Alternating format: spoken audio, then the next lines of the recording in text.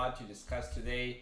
As always, it is very exciting times to be alive. So, good morning, good evening, good afternoon, whatever you are in the world. My name is Vitaly Dubinin, the founder and creator of Bitcoin's Pulse Club system, and this is Today in Crypto Show. This is Friday, July the 20th, and we are discussing the latest and greatest news about Bitcoin, cryptocurrencies, what is going on in the markets, and what are the news that are really impacting the world and what's going on with the cryptocurrency space. So as always, we have a lot to discuss. Primarily, we'll talk about if Bitcoin is really the future of money, and the recent debate between the CEO of Shapeshift and Peter Schiff is going to be really fascinating to watch for you if you haven't done so already.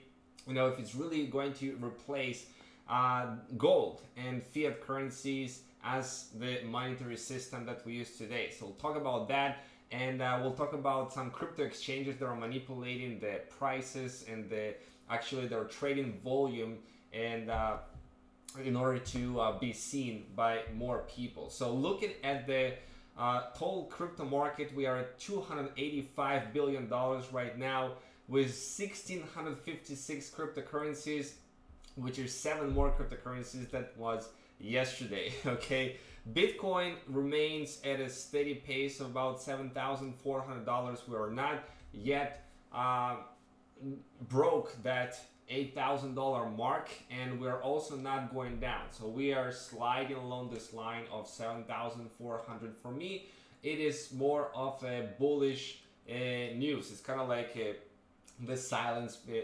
before the big storm.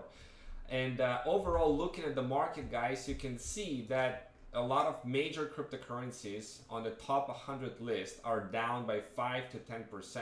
Now, for me, looking at this, it is a major opportunity to get some good long-term entry positions into some of those projects that are very good, and they are very cheap right now, priced cheaper than they're going to be towards the end of the year. So you know, it's not a financial advice. You need to understand the markets and how to trade and invest into cryptocurrencies profitably and in the most effective ways. But there's a lot of good entry points right now when there is red on the streets. There's blood on the streets. There is red in the market. Where it is usually a accumulation phase, right? When the whales and the market makers are actually accumulating those cryptocurrencies, and a lot of those projects are in the accumulation phase right now, which is what is preceding the next altcoin season,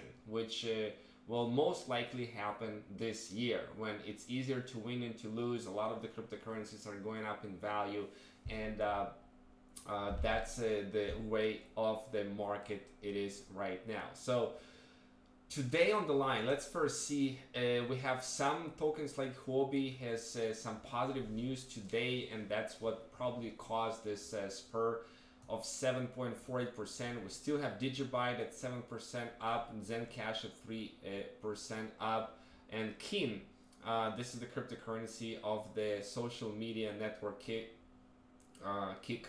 at 3.39%. So today, this is fascinating, guys. You know, the Bitcoin skeptic Peter Schiff versus the CEO of Shapeshift, Eric Verhulst, have been debating whether Bitcoin is the future of money or not, whether it's going to replace gold or replace the fiat monetary systems and be used as the currency of the future. And there was a very fun debate to watch. You know, I encourage you, if you have some spare time, to actually go on YouTube and see this debate yourself. You're going to learn a lot, I promise you. But I'm going to cover some major points. And by the way, Peter has failed in the debate.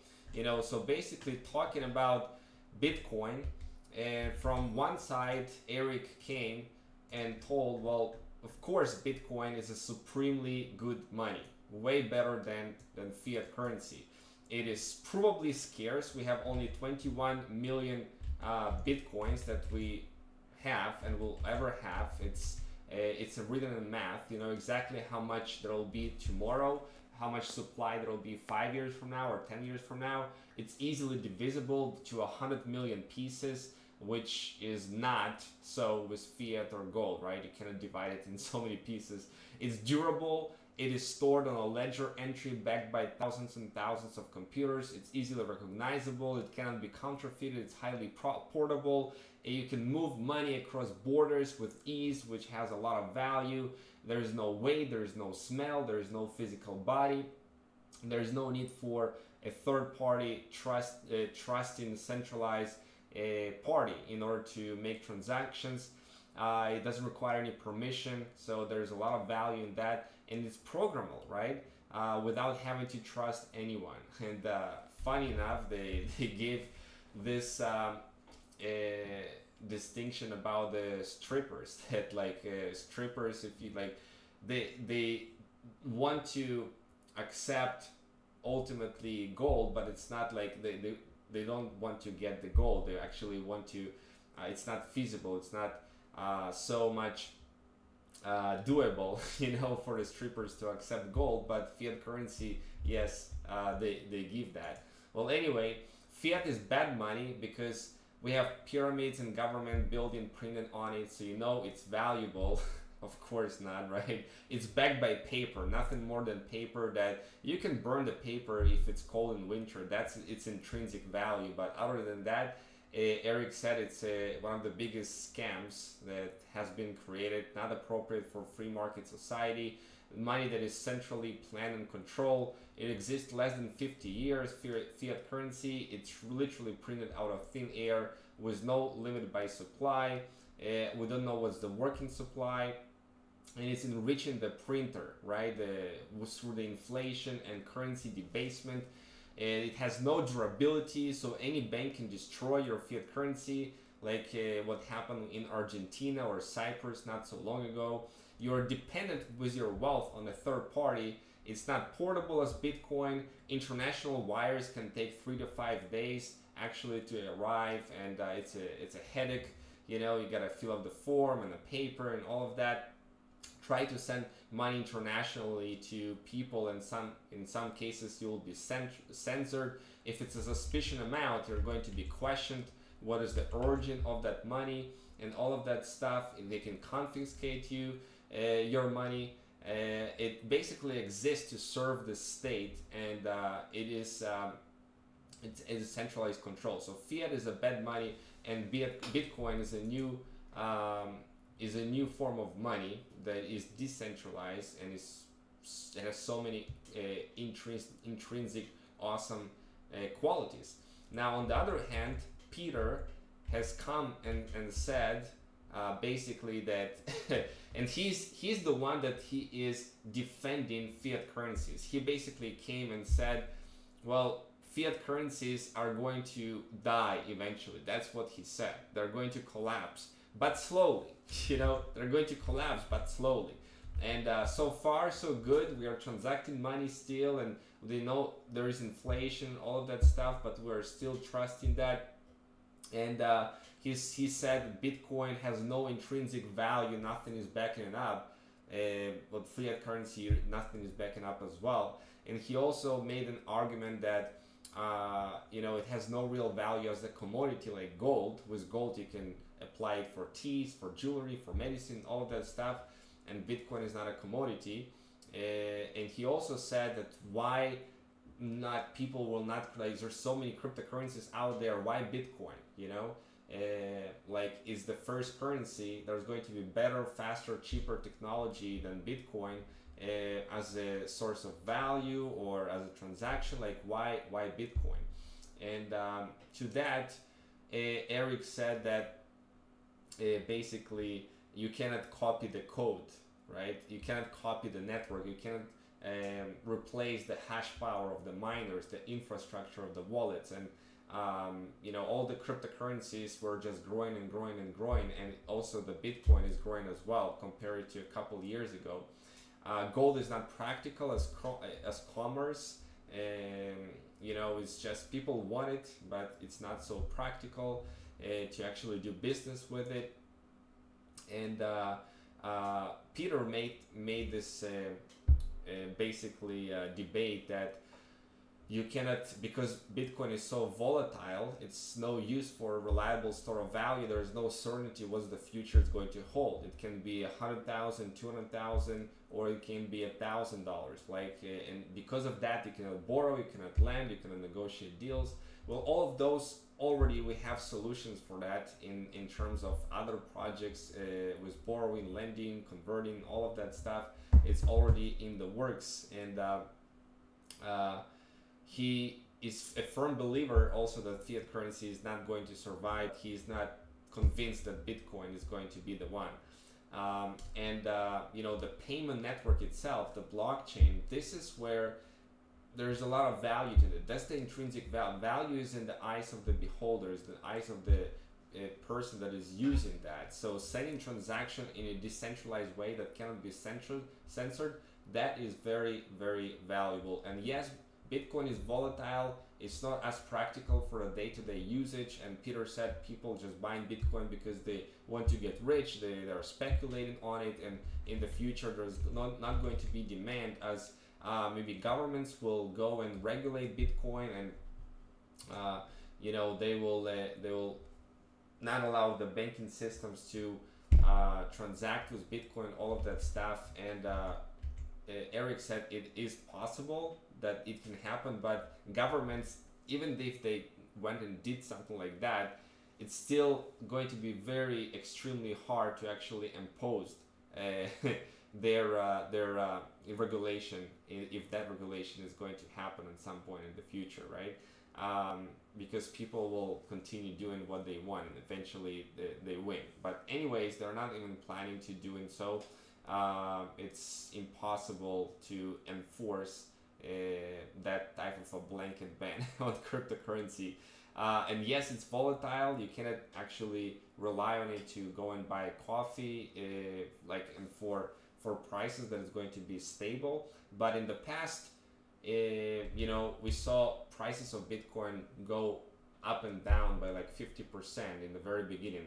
Now 10% is big moves, 10% here, 10% there. In the future, there's going to be 2%, 3% moves are going to be big moves. So because it's a new asset class, the stability is going to be earned with time. So this problem is self-correcting. So in any case, it's a fascinating debate that I recommended to you watch in its entirety. And it's kind of funny, but Bitcoin is here to stay. That's and he, of course, Eric Verhoes won the debate. Bitcoin is here to stay, and the technology behind it, the blockchain, is going to revolutionize in everything, and it's just a matter of time. And fiat currencies are going to collapse. Now, moving on, a major crypto exchange accused of producing fake trading volume. And it's not surprising, knowing that cryptocurrency exchange is a very, very lucrative business. They want to attract users into their platform, and they want to get the tokens listed there, because the CEOs of those projects of tokens and the cryptocurrencies and coins, they're paying a lot of money to those exchanges to be listed. And the more popular the exchange, the more volume, the more liquid the exchange, the more users, the more money is being changing hands, the more they can demand for the token to be listed. Like with Binance, it can be $5-10 million or more to list one coin.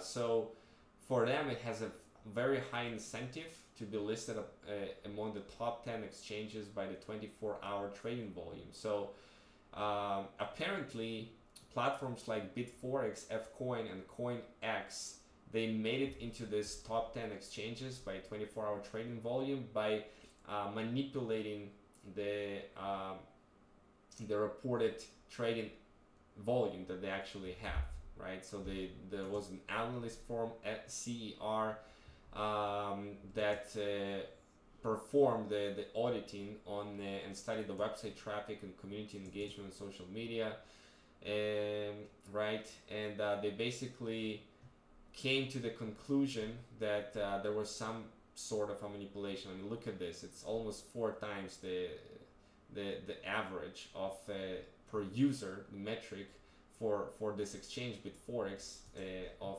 cryptocurrency change in hands. So yeah, it's not surprising that there is some manipulation happening in the reports. When you go to the coin market cap and you look for the exchanges by trade volume here at the exchange, you see, you know, all BitMEX, we have Fcoin, right, number 2, OKX, Wobi, right now it's not even there, but it was in the top 10 before this article. But Fcoin is there, so maybe they're manipulating their prices. Look at this volume. Fcoin token is this. Maybe it was their model or not, but there is some sort of manipulation going on with the exchange. Now, another thing that we want to discuss today is the whole aspect of stable coins. They appear more and more today in the marketplace, and there is several models that are connected to the stable coins. They are basically pegged to the US dollars, right, to the fiat currency, and in that sense they provide a stability in the markets, and people use them to load and unload their assets. And because they have very little volatility, it's kind of like a middle bridge between the fiat currencies and the cryptocurrencies, you know. So the problem with that is there needs to be monitoring and auditing of the actual amount of fiat currencies in the bank that is backing up those stable coins. And Tether is one example of this. There is a fascinating article that you can read about this. Like Tether was the first one that has launched, and now it's the 10th largest cryptocurrency, $2.7 billion of the cryptocurrency market cap. It has several scandals, like the $31 million hack, but they didn't audit on this firm, and it does seem that they are backing up all of those tokens with real fiat in the bank. And we have different other tokens. We have Basis as a non-collateralized token favored by major investors. We have Trust token, what is called True USD, also pegged to the US dollars. And we have Stronghold. It's a recent stable coin that is entering the game. Again, you can trade one-to-one for US dollars. And essentially there are three models. There is fiat collateralized stable coins that are pegged to the US dollars, like Tether USDT. There is crypto collateralized stable coins that you can borrow stable coins against the collateral of the crypto that you have. So that's another model with Reserve. That's a project that recently has been emerging, and that's their model. And there's also algorithmically controlled stable coins that are popping up, like Basis, this project. They're continuously adjusting the supply and the demand to maintain the constant price. So we'll see how the system is going to be holding on, or you know, in the market, and whether we can trust Basis, for example, as a stable coin. But definitely stable coins are very important in the crypto market. They play a very important role to peg them on something stable that people know it's not going to fluctuate and be volatile from one day to another. Now, Mike Novogratz is saying that mass adoption for the blockchain and crypto is about 5 to 6 years away. So still we have some good 5-6 years, according to Mike, until it's going to be easy for everybody to use Bitcoin. And you know, it's going to be like, duh, of course I use Bitcoin. It doesn't feel like something new. So we still have time until that will happen, until the mass adoption for Bitcoin crypto will happen. But think about that. In the next 5 to 6 years, everything is going to change in the world and how we are doing business. I mean, look at the projects. We have raised more capital this year on ICOs than the entire last year combined. and we are just halfway through, right? In the first 3 months, we raised actually more money. Last month was about $6 trillion, and this year alone will probably go as far as $30 billion in raised capital for different projects.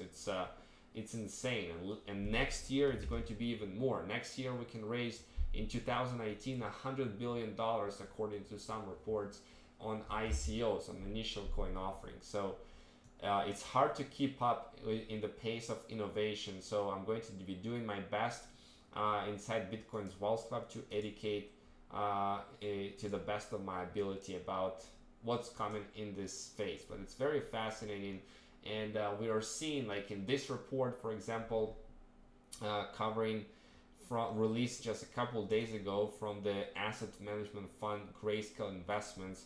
They're saying that 56% of their raised capital in this fund, about $248 million, the strongest ever fundraising, and 56% of that is come from institutional investors. So that is just to tell you that there is a growing interest coming from the institutional investors, and as soon as we're going to have those solutions in place, more robust solutions, like for example Bitcoin ETF that we are waiting for, and those people, those institutions are going to come into the market, it's going to be a big game changer for everybody. Another thing is there is one congressman that basically put a blanket ban on crypto space yesterday, and the entire crypto community was like, what are you even doing there in the being a congressman? Like, you have no clue what you're actually talking about. How about the USA voters kick you out in the next term? One guy said on Twitter, you realize $60 billion per year are laundered. You realize over 7.6 trillion have been used for wars in the last 10 years. He basically just said that the current system has no issues and crypto is only for criminals. So it's really laughable. And another guy said maybe stop printing more dollars or spending more than we make, or we could outlaw criminals from using cash. You know. So anyways, it's not going to happen. Like, you see the opposition from people. Like, come on, putting a blanket ban on cryptocurrencies. Where are you sleeping? What are you doing? What are you thinking? We're seeing more and more money that is being spent on the blockchain technology, not surprisingly, and we are growing at the rate of 75% per year on blockchain solutions, which is really exciting. And another evidence for the popularity of blockchain and crypto is ex-Trump advisor Steve Bannon is actually creating his own cryptocurrency. So as you can see, when politicians are going to go and creating their own cryptocurrency, I mean, it is very popular, and it is a new wave to raise money and to create projects that are actually going to help the world. Like, for example, Human Coin that I recently read about today, that is aiming to bridge those gaps between people who are donating money, donors, in the projects that the charitable projects that need that money in real time. There's a lot of cool, awesome projects that can be built on the blockchain, and it's just very exciting. The world we are seeing and the revolution that is happening in 5 to 6 years, I'm telling you, you will not recognize. You know, we're still kind of holding on by the tradition. Fiat currency are winning by the tradition, but it is not going to be long term, you know, something that we'll be using way into the future. I mean, crypto is the future, Bitcoin is the future, and you're in a very good time to learn about it, to study this, and to enter the market while we are still early in the game. All right, so hopefully you learned something today in this Today in Crypto show, and I'm going to see you guys in the next episodes. Make sure to subscribe to the YouTube channel and put a notification whenever new episodes are coming, so that you are notified. There is a little bell on that, and also the Facebook fan page that you have. Like the page and come to the page and be notified about the new videos that we are producing, not just about the Today in Crypto show. I'm also producing educational video that will help you navigate this world of Bitcoin and cryptocurrencies in a smarter way. Okay, so I'll see